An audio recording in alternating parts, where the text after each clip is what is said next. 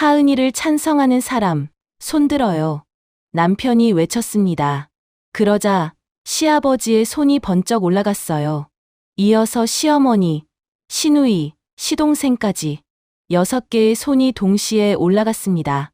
10년간 새벽부터 밤까지 이 집안을 위해 희생한 며느리를 버리고 불륜녀를 선택한 거예요. 1초의 망설임도 없었죠. 하지만 그들은 몰랐습니다. 그 며느리가 이미 모든 걸 준비해뒀다는 것을요. 좋아요. 6대 0점, 완벽한 결과네요. 유나는 차갑게 웃었습니다. 그리고 가방에서 서류 한 장을 꺼냈어요. 그날 밤, 시댁 식구들의 통장 잔고는 0원이 되었습니다. 안녕하세요, 구독자 여러분. 오늘도 찾아와 주셔서 감사합니다. 방금 들으신 장면, 궁금하시죠? 도대체 무슨 일이 있었길래 가족 전체가 며느리를 버렸는지, 그리고 그 며느리는 어떻게 복수했는지, 오늘 그 이야기를 처음부터 끝까지 들려드릴게요. 듣기 전에 잠깐, 여러분은 지금 어디에서 이 이야기를 듣고 계신가요? 출퇴근길 지하철 아닌지, 집에서 쉬면서인지, 아니면 밤에 잠들기 전인지 댓글로 남겨주세요. 여러분의 댓글 하나하나가 저에게 큰 힘이 됩니다. 아, 그리고 아직 구독 안 하신 분들은 구독과 좋아요 꼭 눌러주세요. 알림 설정까지 해주시면 이런 통쾌한 복수 이야기를 가장 먼저 만나보실 수 있어요. 때는 10년 전으로 거슬러 올라갑니다. 캐나다 토론토에서 잘 나가던 금융 애널리스트 서유나. 그녀가 한국 남자와 결혼하면서 모든 게 시작되었죠. 새벽 5시. 알람이 울리기도 전에 서유나의 눈이 떠졌습니다. 10년째 변하지 않는 시간이었죠. 그녀의 몸은 이미 이 시간에 맞춰져 있었습니다. 마치 공장에서 찍어낸 기계처럼 말이에요. 유나는 천천히 몸을 일으켰습니다. 무릎에서 뻐근한 통증이 올라왔어요.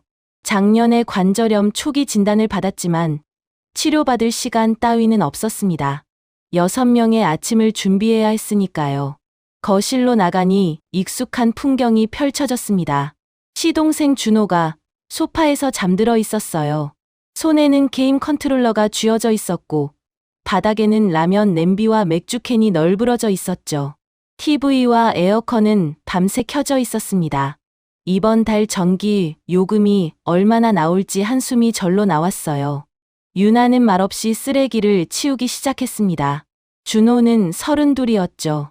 5년째 공무원 시험을 준비한다고 했지만 책을 펴는 모습은 본 적이 없었어요.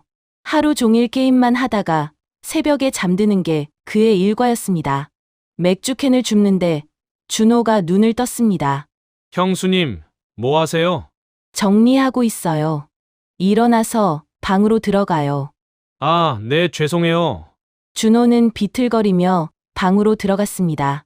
미안하다는 말은 했지만 내일도 똑같은 일이 반복될 거라는 걸 유나는 알고 있었죠. 부엌으로 가니 설거지통에 그릇이 산더미처럼 쌓여 있었습니다.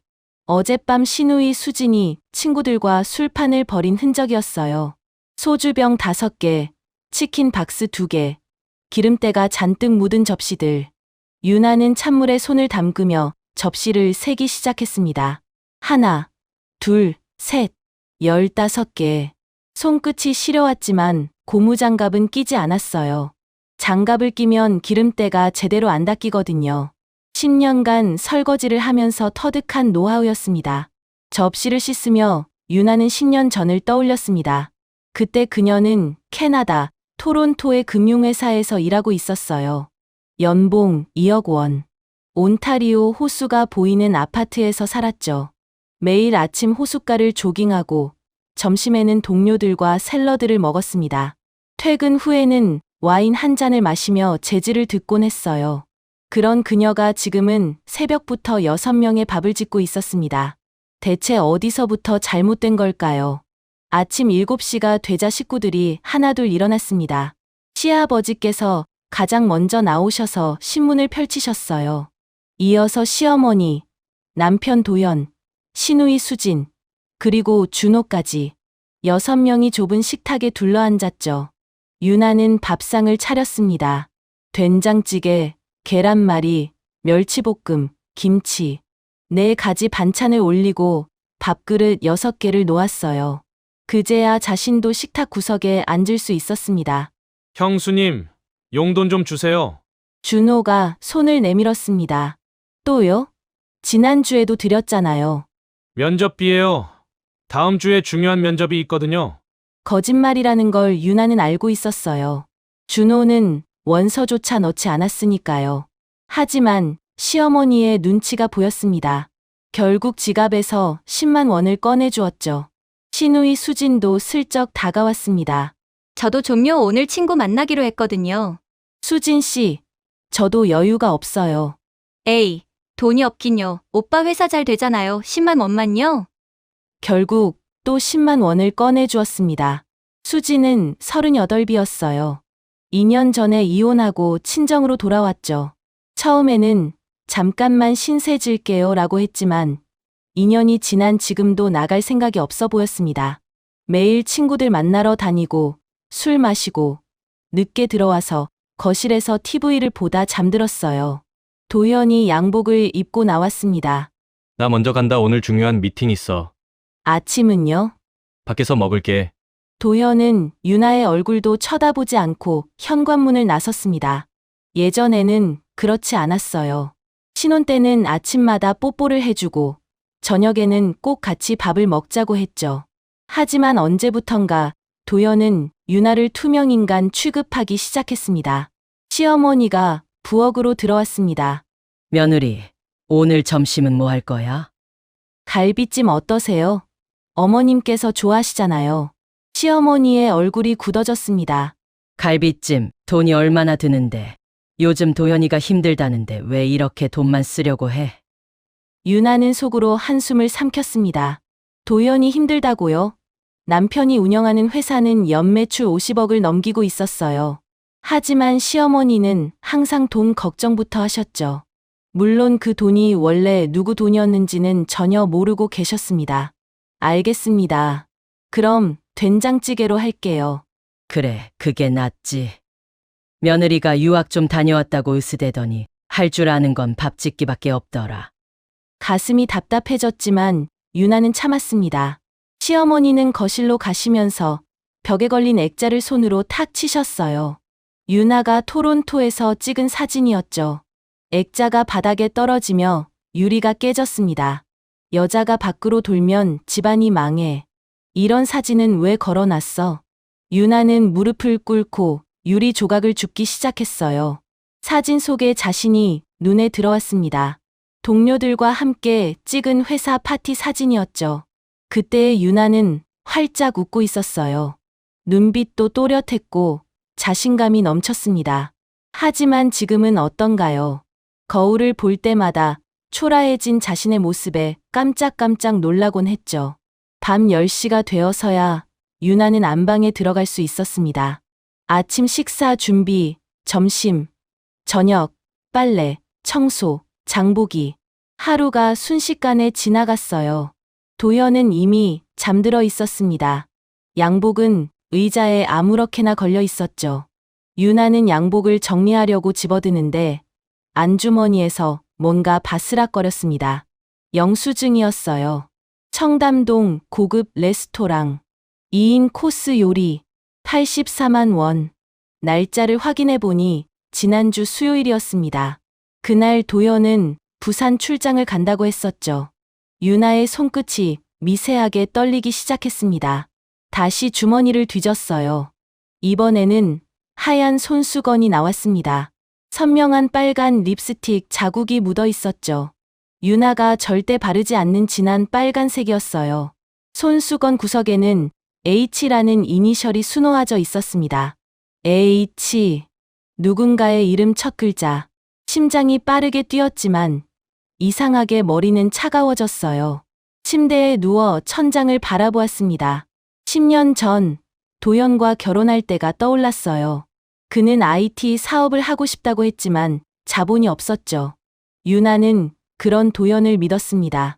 토론토에서 모은 전 재산 5억 원을 내어줬어요. 여보, 부부 사이에 이런 서류가 필요해? 도현은 투덜대며 도장을 찍었었습니다. 그냥 형식적인 거야. 혹시 모르잖아. 그때 유나는 웃으며 말했었죠. 그 서류는 지금도 안방 금고 안에 잠들어 있었습니다. 공증된 차용증. 그리고 강제집행 인락 조항. 도현은 그게 뭔지도 모르고 사인을 했었어요. 유나는 어둠 속에서 금고가 있는 방향을 바라보았습니다. 그때가 오고 있는 건가? 아직은 확신할 수 없었습니다. 영수증 하나, 손수건 하나로 판단하기엔 이르죠. 하지만 10년간 무시당하며 살아온 그녀의 직감이 말하고 있었어요. 무언가 잘못되어 있다고. 그리고 그 끝이 다가오고 있다고. 조금만 더 기다려보자. 확실한 증거를 찾을 때까지. 그리고 그때가 오면 금고 속 서류가 빛을 볼 차례가 될 거라고요. 며칠이 지났습니다. 유나는 평소와 다름없이 새벽에 일어나 밥을 짓고 빨래를 돌리고 청소를 했어요. 겉으로는 아무것도 모르는 착한 며느리처럼 행동했죠. 하지만 그녀의 눈은 도연의 모든 움직임을 쫓고 있었습니다. 도연은 요즘 부쩍 외출이 잦아졌어요. 중요한 미팅이 있다. 거래처와 저녁 약속이 있다. 지방 출장을 가야 한다. 핑계는 매번 달랐지만 돌아올 때면 항상 같은 향수 냄새가 났습니다. 달콤하면서도 진한 여자 향수. 유나가 한 번도 써본 적 없는 향이었죠. 어느 날 밤, 도연이 샤워를 하러 들어갔습니다. 물소리가 들리자 유나는 침대 옆 탁자에 놓인 도연의 핸드폰을 힐끗 바라보았어요. 평소라면 절대 하지 않았을 행동이었습니다. 남편의 핸드폰을 몰래 보는 건 아내로서 할 짓이 아니라고 생각했으니까요. 하지만 지금은 달랐습니다. 진실을 알아야 했어요. 핸드폰을 집어드는 순간 화면이 켜지며 메시지 알림이 떴습니다. 나의 여왕 오빠, 그 아줌마 언제 내보내? 빨리 정리하고 나랑 살자. 기다리기 힘들어. 유나의 손이 굳어졌습니다. 그 아줌마. 그게 자신을 가리키는 말이라는 걸 바로 알 수 있었어요. 41살이 아줌마라면 상대는 훨씬 젊은 여자겠죠. 메시지를 더 확인하고 싶었지만 샤워실에서 물소리가 멈추는 게 들렸습니다. 유나는 재빨리 핸드폰을 제자리에 놓고 이불을 덮었어요. 마치 자고 있는 것처럼 눈을 감았죠. 도연이 수건을 두르고 나왔습니다. 핸드폰을 확인하더니 피식 웃음을 지었어요. 그리고 뭔가 답장을 보냈습니다. 유나는 가만히 숨을 죽이며 그 모습을 지켜보았죠. 나의 여왕이라니. 남편이 다른 여자를 그렇게 부르고 있었습니다. 10년간 새벽부터 밤까지 이 집안을 위해 희생한 아내에게는 단 한 번도 그런 말을 해준 적 없으면서요. 분노가 치밀어 올랐지만 유나는 참았습니다. 아직은 때가 아니었어요. 확실한 증거가 더 필요했죠. 다음 날 오후 도연이 또 외출한다고 했습니다. 중요한 미팅이 있어. 저녁 늦게 들어올 거야. 네, 알겠어요. 유나는 순순히 고개를 끄덕였습니다. 하지만 도연이 나가자마자 외투를 챙겨 입었어요. 어머님, 잠깐 마트 다녀올게요. 시어머니는 TV에서 눈을 떼지 않은 채 손만 흔들었습니다.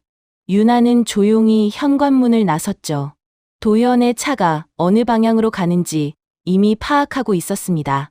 지난 며칠간 그의 차량 블랙박스를 확인했거든요. 도연은 미팅이나 출장이 있다고 할 때마다 같은 장소로 향했어요. 서울 시내의 한 고급 호텔이었죠. 유나는 택시를 타고 그 호텔로 향했습니다. 로비에서 멀찌감치 떨어진 카페에 자리를 잡고 앉았어요. 선글라스를 쓰고 모자를 눌러 쓴 채 커피를 홀짝였죠. 마치 첩보 영화의 한 장면 같았습니다. 10년 전의 유나였다면 상상도 못했을 모습이었어요. 30분쯤 지났을까요? 로비로 도연이 들어왔습니다. 그리고 그 옆에는 젊은 여자가 함께 있었어요. 30대 초반으로 보이는 여자였습니다. 키가 크고 날씬했으며 긴 생머리가 허리까지 내려왔죠. 온몸에 명품을 걸치고 있었어요. 가방, 구두, 귀걸이까지 전부 한눈에 봐도 비싼 것들이었습니다. 도연이 사줬겠죠. 유나가 새벽부터 일어나 김치 담그고 빨래 넣을 때 그 돈으로 저 여자에게 명품을 사주고 있었던 겁니다. 도연과 여자는 서로를 바라보며 웃었습니다. 도연이 여자의 허리를 감싸 안았어요. 마치 세상에 둘만 있는 것처럼 다정한 모습이었죠. 유나에게는 10년간 단 한 번도 보여주지 않았던 표정이었습니다. 유나는 조용히 핸드폰을 꺼내 녹화 버튼을 눌렀습니다. 손끝이 떨렸지만 카메라는 정확하게 두 사람을 담아냈어요. 도연이 여자의 볼에 입을 맞추는 장면, 여자가 도연의 품에 안기는 장면, 둘이 손을 잡고 엘리베이터로 향하는 장면까지 모든 게 녹화되었습니다. 두 사람이 사라지자 유나는 호텔 직원에게 다가갔습니다. 저기, 방금 들어간 저 분이 저희 회사 분인 것 같은데 혹시 확인 좀 해주실 수 있을까요? 아, 한도연 대표님 말씀이시군요. 자주 오시는 분이에요. 오늘도 스위트룸 예약하셨던데요. 유나는 고개를 끄덕이며 미소를 지었습니다. 속은 부글부글 끓어오르고 있었지만요. 같이 오신 분은 회사 직원인가요? 아, 유하은 팀장님이요? 네, 항상 같이 오시더라고요. 유하은. 드디어 이름을 알아냈습니다. H라는 이니셜의 정체였죠. 집으로 돌아오는 택시 안에서 유나는 인터넷을 검색했습니다. 도연테크, 유하은. 바로 결과가 나왔어요. 마케팅 팀장, 32세. 회사 홈페이지에 올라온 사진 속 여자는 호텔에서 본 그 여자가 맞았습니다. 남편은 자신이 투자해준 돈으로 세운 회사에서 다른 여자와 불륜을 저지르고 있었어요. 그것도 부하 직원과요. 아내가 새벽부터 밤까지 시댁 식구들 뒷바라지를 하는 동안 남편은 젊은 여자와 호텔 스위트룸에서 시간을 보내고 있었던 겁니다. 하지만 유나는 울지 않았습니다. 오히려 머릿속이 맑아지는 기분이었어요. 안개가 걷히고 시야가 선명해지는 것처럼 그동안 느꼈던 모든 의문들이 한 번에 풀리는 기분이었죠. 도연이 왜 점점 차가워졌는지, 왜 유나를 무시하기 시작했는지, 왜 시댁 식구들 앞에서 아내를 하찮게 대했는지 모든 게 설명이 되었습니다. 그날 밤 유나는 안방 금고를 열었습니다. 10년간 한 번도 열어보지 않았던 그 금고를요. 안에는 누렇게 바랜 서류 봉투가 있었어요. 먼지를 털어내고 열어보니 10년 전 그대로였습니다. 공증된 차용증. 금액란에는 5억 원이라고 적혀 있었죠. 그리고 그 아래에는 도연의 서명과 도장이 선명하게 찍혀 있었습니다. 가장 중요한 건 마지막 조항이었어요. 채무자는 위채무를 이행하지 않을 경우 별도의 재판 절차 없이 채권자의 강제집행에 동의한다. 강제집행, 인락 조항. 이게 있으면 재판 없이도 바로 압류가 가능했습니다. 도연은 10년 전에 이게 뭔지도 모르고 사인을 했었죠. 부부 사이에 무슨 서류가 필요하냐며 투덜대면서요. 유나는 서류를 가슴에 품었습니다. 손끝이 미세하게 떨렸지만 입가에는 희미한 미소가 번졌어요. 10년간 기다려온 순간이었습니다. 물론 이런 날이 오지 않기를 바랐죠. 하지만 마음 한구석에서는 항상 준비하고 있었어요. 혹시 모를 그날을 위해서요. 다음 날 오전, 유나는 대학 동창 박소라에게 전화를 걸었습니다. 소라는 기업 전문 변호사였어요. 대형 로펌의 파트너까지 올라간 실력자였죠. 소라야, 나야. 시간 있어? 유나, 오랜만이다. 무슨 일이야? 만나서 얘기할 수 있을까? 중요한 일이야. 그래. 오늘 오후에 사무실로 와. 전화를 끊고 유나는 옷장을 열었습니다. 가장 안쪽에 걸려있던 정장을 꺼냈어요. 토론토에서 일할 때 입던 옷이었죠. 10년 만에 꺼내는 거였습니다. 다행히 아직 맞았어요. 거울 앞에 섰습니다. 정장을 입으니 어딘가 예전에 자신이 돌아온 것 같았어요. 금융회사 애널리스트로 일하던 그때의 당당한 자신이요. 시어머니가 부엌에서 소리쳤습니다. 며느리 점심은? 어머님, 오늘 병원 예약이 있어서요. 점심은 냉장고에 있는 거 드세요. 또 병원이야. 맨날 어디가 아프다고 난리야. 유나는 대답하지 않았습니다. 그냥 조용히 현관문을 나섰어요. 강남의 고층 빌딩. 소라의 법무법인은 25층에 있었습니다. 유나는 엘리베이터를 타며 가방 속 서류를 다시 한번 확인했어요. 차용증, 공증 서류, 그리고 호텔에서 찍은 영상이 담긴 USB. 상담실에서 소라가 기다리고 있었습니다.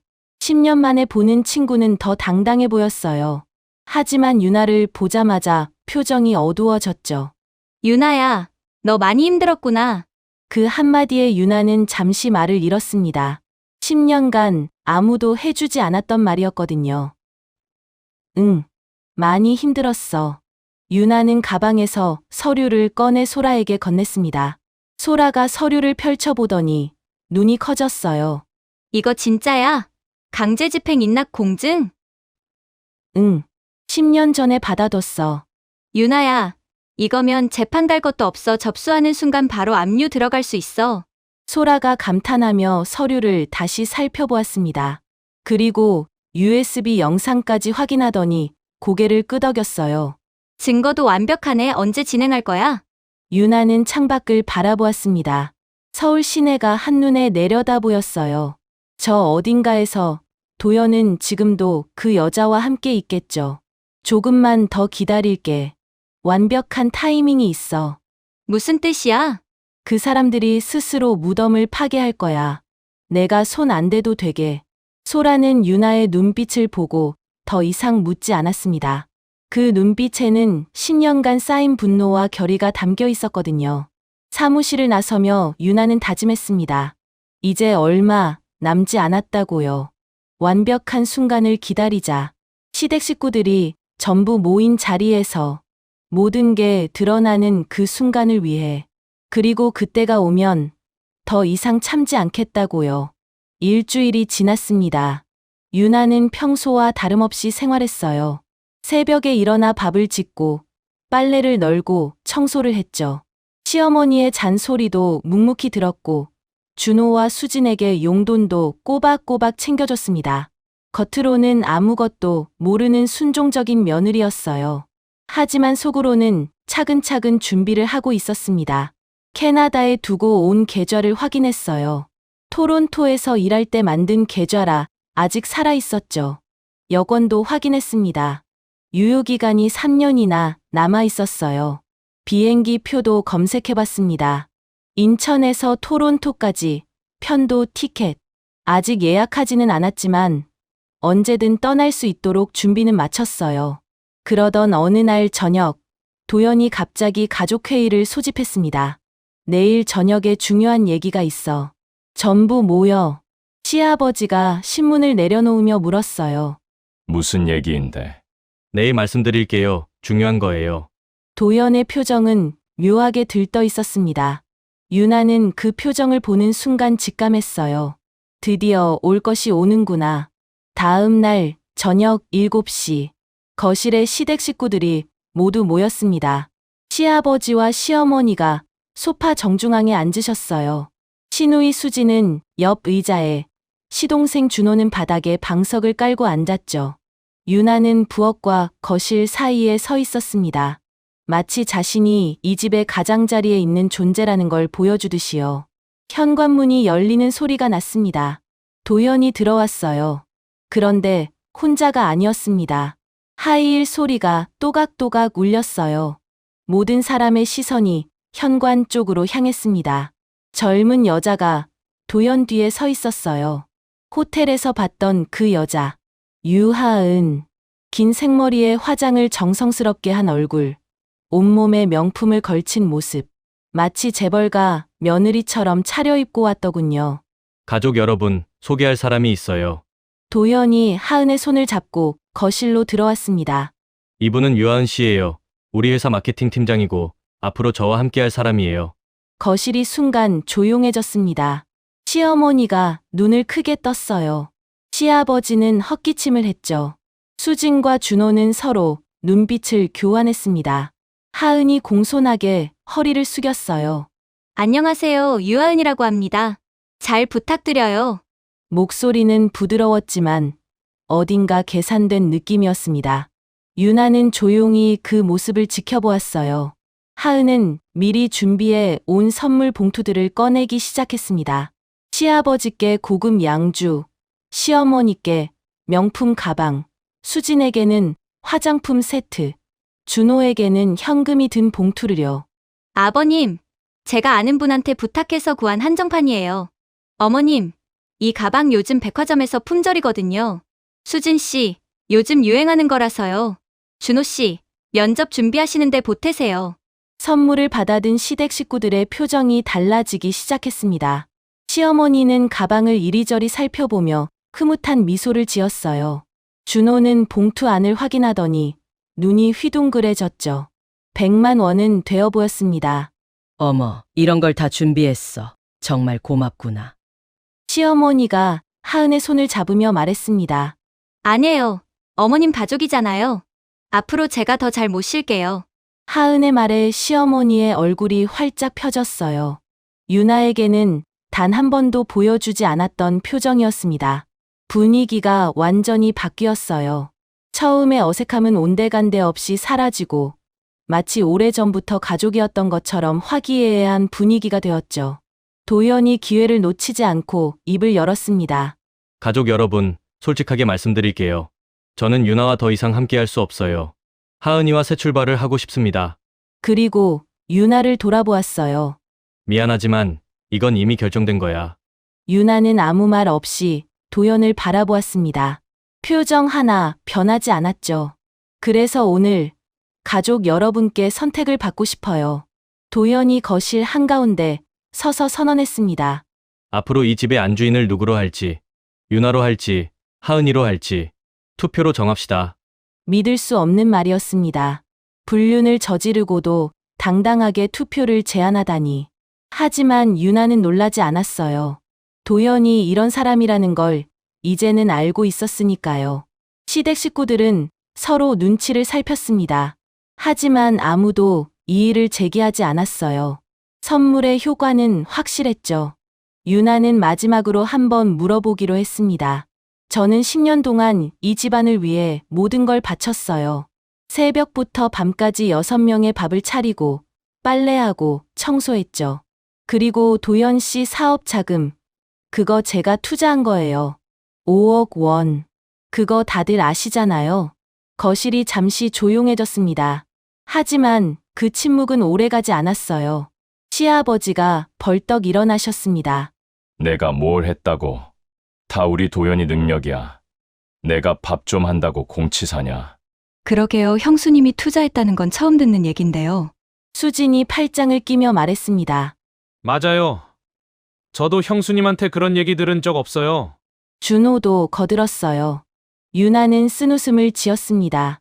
10년 동안 이 사람들을 위해 모든 걸 희생했는데 그들의 기억 속에 남은 건 아무것도 없었어요. 자, 그럼 투표합시다. 도연이 손뼉을 치며 말했습니다. 하은이를 찬성하는 사람, 손들어요. 시아버지의 손이 번쩍 올라갔습니다. 1초의 망설임도 없었죠. 바로 뒤이어 시어머니의 손이 올라갔어요. 그리고 수진, 준호, 하은, 마지막으로 도연까지 6개의 손이 동시에 올라갔습니다. 단 한 명도 유나의 편이 아니었어요. 10년간 함께 살았던 가족 중 누구도 유나를 선택하지 않았습니다. 그 광경을 바라보며 유나는 이상하게도 분노보다 안도감을 느꼈어요. 이제 더 이상 미련을 가질 필요가 없어졌으니까요. 시댁 식구들은 유나가 울면서 매달릴 거라고 생각했을 겁니다. 무릎 꿇고 용서를 빌거나 소리 지르며 따질 거라고요. 그게 지금까지 그들이 알던 유나였으니까요. 하지만 유나는 그러지 않았습니다. 대신 웃었어요. 입꼬리가 천천히 올라갔습니다.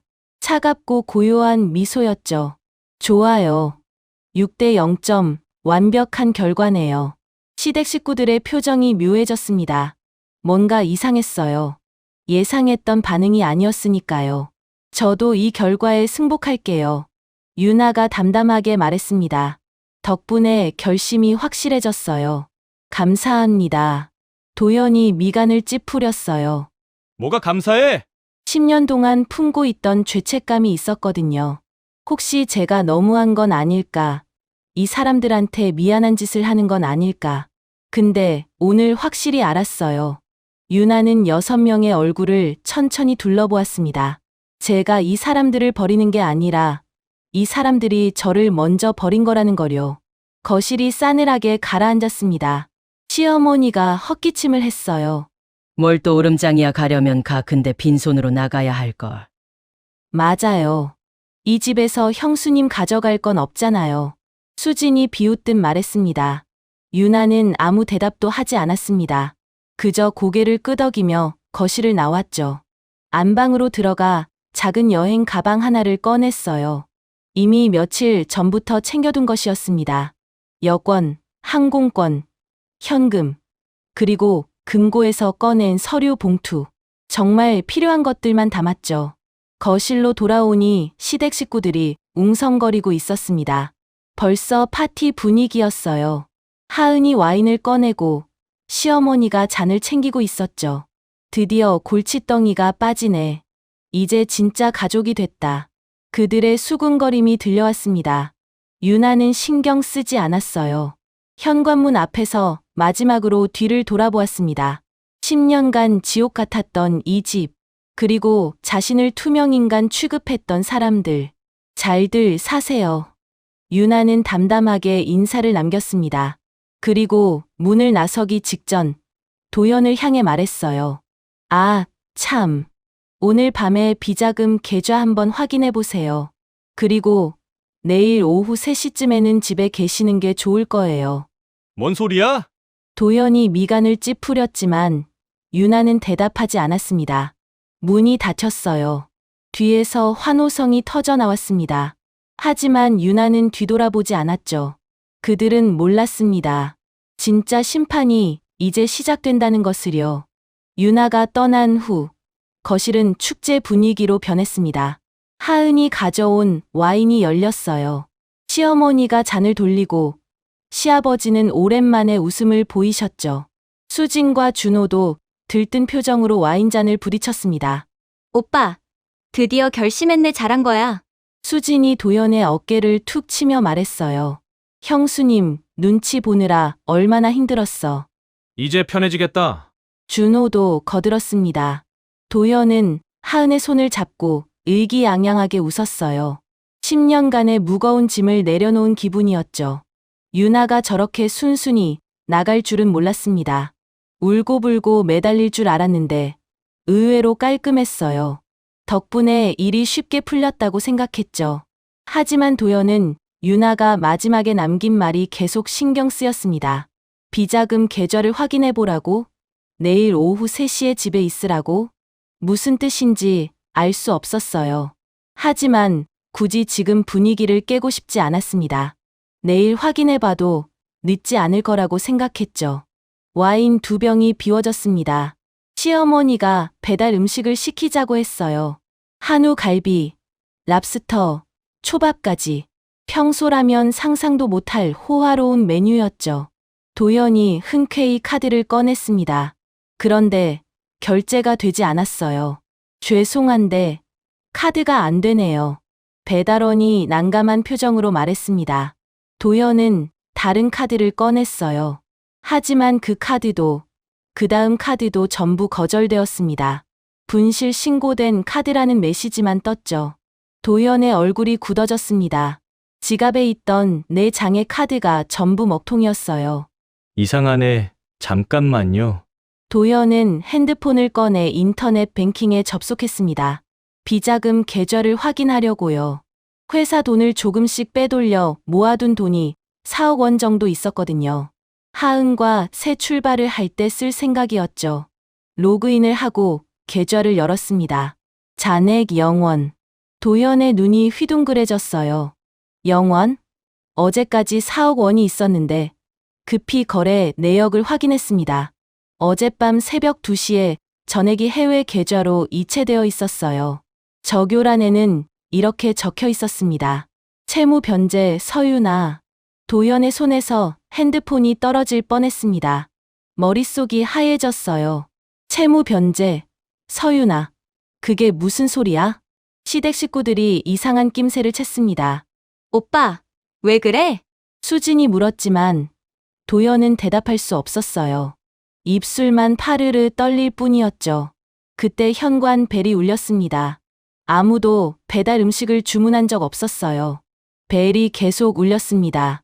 시아버지가 짜증스럽게 일어나 현관문을 열었죠. 문 앞에는 정장을 입은 남자 3명이 서 있었습니다. 그들 뒤로 경찰관 2명의 모습도 보였어요. 법원 집행관입니다. 채권자 서윤아 씨의 강제 집행 신청에 따라 압류 집행하러 왔습니다. 집행관이 서류를 내밀며 말했습니다. 시아버지는 무슨 말인지 이해하지 못한 채 멍하니 서 있었어요. 집행관들이 집 안으로 들어왔습니다. 그들은 능숙한 솜씨로 집 안을 둘러보기 시작했어요. 한 명이 거실 TV 앞에 서더니 빨간색 스티커를 꺼냈습니다. 압류라고 적힌 스티커였죠. 그 스티커가 TV에 붙었습니다. 이어서 냉장고에, 소파에, 에어컨에, 밥솥에까지 빨간 딱지가 붙기 시작했어요. 시어머니가 아끼던 자개장에도 스티커가 붙었습니다. 시어머니가 비명을 질렀어요. 이게 무슨 짓이야? 우리 집에서 뭘 하는 거야? 집행관은 표정 하나 변하지 않았습니다. 채권자 서윤아 씨가 10년 전 채무자 한도연 씨에게 5억 원을 대여했습니다. 이자 포함 현재 7억 원입니다. 채무자가 상환하지 않아 강제 집행에 들어갔습니다. 도연이 비틀거리며 다가왔어요. 잠깐만요. 그런 빚 없어요. 무슨 소리예요? 집행관이 서류를 펼쳐 보여줬습니다. 여기 공증된 차용증 있습니다. 한도연 씨 서명과 도장 맞으시죠? 도연의 눈에 익숙한 서명이 들어왔어요. 10년 전 사업을 시작할 때 유나가 내밀었던 서류.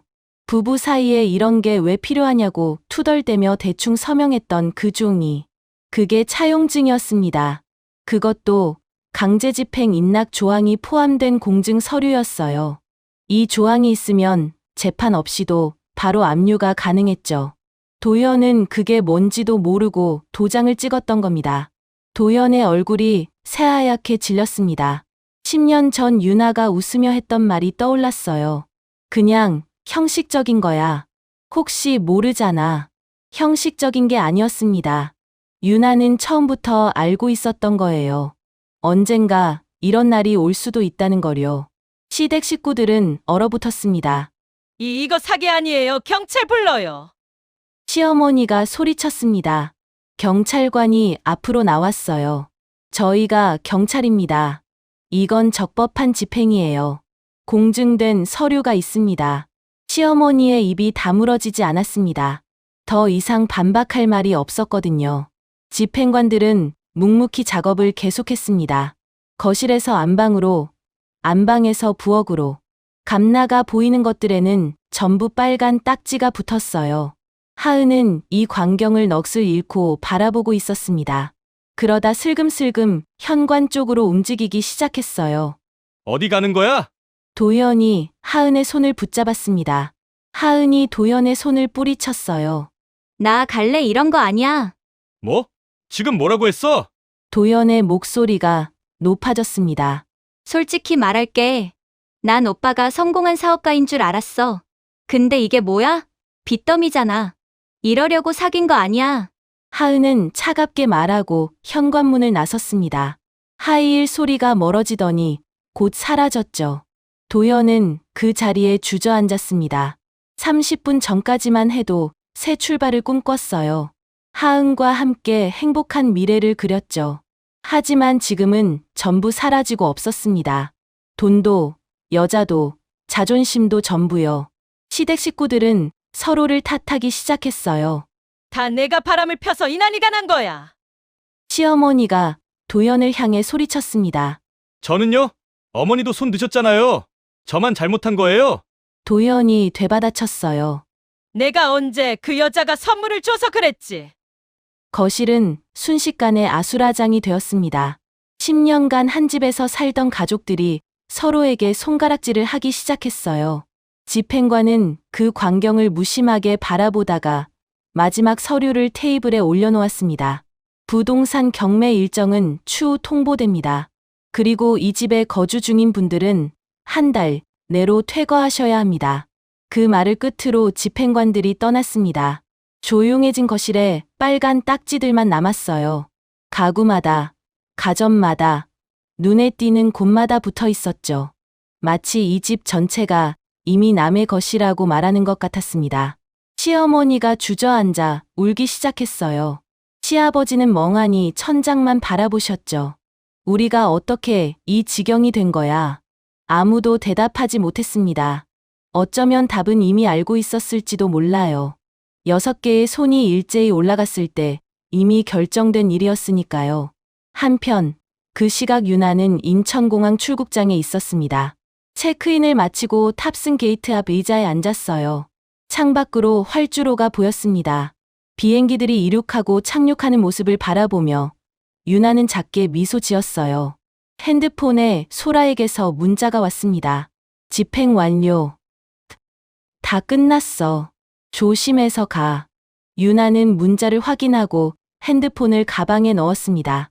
그리고 한국에서 쓰던 유심칩을 꺼내 쓰레기통에 버렸어요. 더 이상 이 번호로 연락받을 일은 없을 테니까요.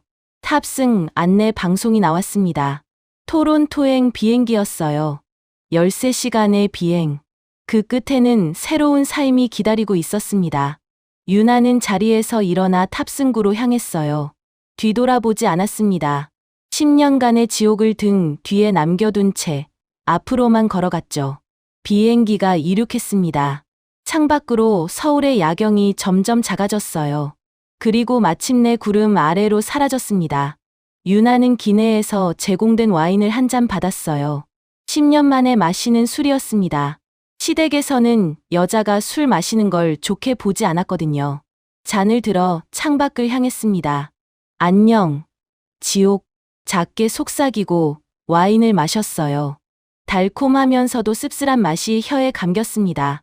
이제 정말 끝이었습니다. 아니, 시작이었죠. 그녀의 진짜 인생이요. 3년이 흘렀습니다. 캐나다 토론토의 아침은 언제나 평화로웠어요. 유나는 온타리오 호수가 보이는 아파트에서 눈을 떴습니다.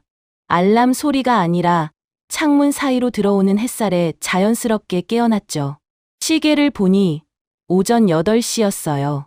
한국에서는 상상도 못할 시간이었습니다. 그때는 새벽 5시에 일어나 6명의 아침을 준비해야 했으니까요. 유나는 천천히 몸을 일으켰습니다. 무릎 통증은 이제 거의 느껴지지 않았어요.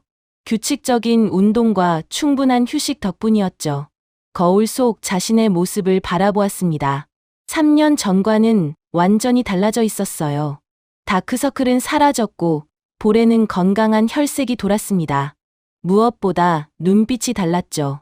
다시 빛나기 시작한 눈이었어요. 아침 식사로 토스트와 커피를 준비했습니다. 혼자만을 위한 식사였어요. 누구의 눈치도 볼 필요 없이 먹고 싶은 것을 먹고 싶은 만큼 먹을 수 있었죠.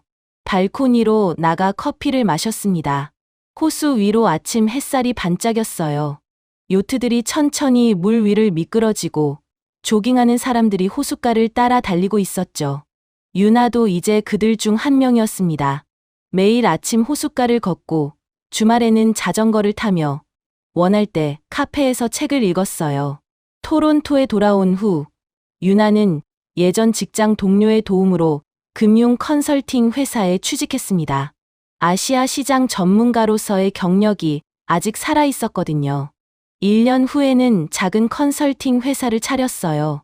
아시아계 이민자들을 위한 재무 상담 전문 회사였죠. 사업은 생각보다 빠르게 성장했습니다. 무엇보다 큰 변화는 책이었어요. 유나는 자신의 이야기를 글로 썼습니다. 10년간의 결혼 생활, 시댁에서의 희생, 그리고 마지막 투표와 탈출까지. 처음에는 그냥 일기처럼 썼어요. 상처를 치유하기 위한 글쓰기였죠. 하지만 완성된 원고를 읽어본 친구가 출판을 권유했습니다. 지분 0%에서 시작된 자유. 그렇게 제목을 붙인 책은 캐나다 한인 사회에서 먼저 화제가 되었어요. 이어서 한국에도 번역 출간되었죠. 예상외로 많은 사람들이 공감했습니다. 비슷한 상황에 처한 여성들로부터 수백 통의 편지가 왔어요. 용기를 얻었습니다. 저도 새 출발을 준비하고 있어요. 제 이야기인 줄 알았어요. 눈물이 멈추지 않았습니다. 그런 편지를 읽을 때마다 유나는 생각했습니다. 자신의 고통이 헛되지 않았다고요. 한국 소식은 가끔 들려왔습니다. 소라가 간간히 연락을 주었거든요. 도연은 회사를 완전히 잃었어요. 경매에 넘어간 집은 시세보다 낮은 가격에 팔렸고 남은 빚을 갚기에도 부족했죠. 지금은 고시원에서 생활하며 일용직을 전전하고 있다고 했습니다. 시부모님은 시골로 내려가셨어요. 친척 집에 얹혀 살다가 결국 작은 농가 주택을 구했다고 하더군요. 한때는 전원주택에서 며느리에게 밥상을 받던 분들이었는데 이제는 직접 농사를 지어야 하는 처지가 되었습니다. 수지는 또 다른 남자를 만나 동거 중이라고 했어요. 준호는 아직도 취업을 못하고 있고요. 한때 한 지붕 아래 살던 가족들은 이제 서로 연락도 하지 않는다고 했습니다. 가장 처참한 건 하은이었어요. 도연의 회사에서 자금을 횡령한 혐의로 고발당했거든요. 결국 집행유예를 받았지만 업계에서 완전히 매장되었죠. 부자 남자를 꼬셔 인생 역전을 노렸던 계획은 완전히 물거품이 되었습니다. 6명 모두가 각자의 지옥 속에서 살고 있었어요. 그리고 아마 평생 그날의 투표를 후회하며 살겠죠. 어느 날 오후 유나는 호숫가 벤치에 앉아 책을 읽고 있었습니다. 따스한 햇살이 얼굴에 내려앉았어요. 바람이 불어와 머리카락을 살랑살랑 흔들었죠. 그때 한 여자가 다가왔습니다. 한국인처럼 보였어요. 혹시 서유나 작가님이세요? 유나가 고개를 들었습니다. 네, 맞아요. 여자의 눈에 눈물이 그렁그렁했어요. 책 읽고 너무 감동받았어요. 저도 비슷한 상황이었거든요. 작가님 덕분에 용기를 얻어서 이혼 준비를 시작했어요. 유나는 조용히 미소 지었습니다. 잘 결정하셨어요. 힘드시겠지만 분명 더 나은 날이 올 거예요. 여자는 연신 고맙다는 말을 하며 떠나갔습니다. 유나는 다시 호수를 바라보았어요. 물결 위로 햇살이 부서지고 있었습니다. 10년 전 토론토를 떠날 때는 다시 돌아올 수 있을 거라고 생각하지 못했어요. 하지만 지금 이렇게 돌아와 있었죠. 예전보다 더 강해진 모습으로요. 주머니에서 핸드폰을 꺼냈습니다. 배경화면에는 호수 사진이 설정되어 있었어요. 한국에서 찍은 사진은 하나도 없었습니다. 모두 지워버렸거든요. 과거는 과거일 뿐이니까요. 유나는 천천히 일어났습니다. 이제 사무실로 돌아가야 했어요. 오후에 상담 예약이 있었거든요. 역시 비슷한 처지의 한인 여성이었습니다. 걸으면서 생각했어요. 자신이 겪은 일이 누군가에게는 희망이 되고 있다는 것을요. 그게 어쩌면 지옥 같은 10년을 보낸 이유일지도 모른다고요. 호숫가를 따라 걸었습니다. 발걸음이 가벼웠어요. 하늘이 맑았습니다. 구름 한 점 없는 파란 하늘이었어요. 유나는 깊이 숨을 들이마셨습니다. 자유의 공기가 폐를 가득 채웠어요. 10년간의 지옥이 끝나고 그녀의 진짜 인생이 시작되었습니다. 나를 지키지 못하는 헌신은 헌신짝이 될 뿐이라는 것. 그걸 깨닫는데 10년이 걸렸지만 늦지 않았어요. 아직 인생의 절반이 남아있으니까요. 유나는 미소 지으며 걸음을 옮겼습니다. 앞으로 걸어갔어요. 뒤는 돌아보지 않았습니다. 이야기를 끝까지 들어주신 모든 분들께 감사드립니다. 혹시 지금 누군가의 기대에 맞추느라 자신을 잃어가고 있진 않으신가요? 착한 며느리, 착한 아내, 착한 딸이 되려다 정작 자신은 사라지고 있진 않으신가요? 나를 지키지 못하는 헌신은 헌신짝이 될 뿐입니다. 부디 여러분은 유나처럼 10년을 기다리지 마시고 지금 바로 자신을 사랑하는 용기를 내시길 바랍니다. 오늘 이야기가 마음에 드셨다면 좋아요와 구독 부탁드려요. 알림 설정까지 해주시면 더 통쾌하고 반전 있는 이야기를 가장 먼저 만나보실 수 있습니다. 감사합니다.